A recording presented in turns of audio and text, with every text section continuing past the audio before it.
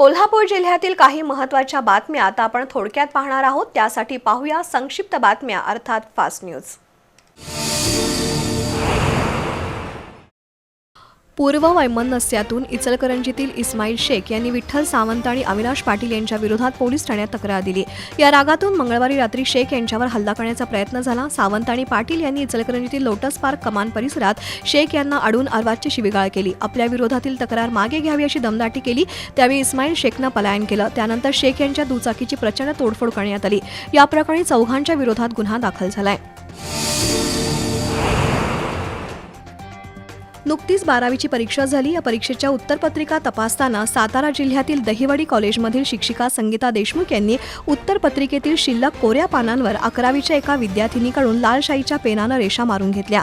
देशमुख यांची ही कृती आता त्यांच्या अंगलट आली आहे। परीक्षा मंडळानं त्यांच्यावर कारवाईचा बडगा उगारलाय।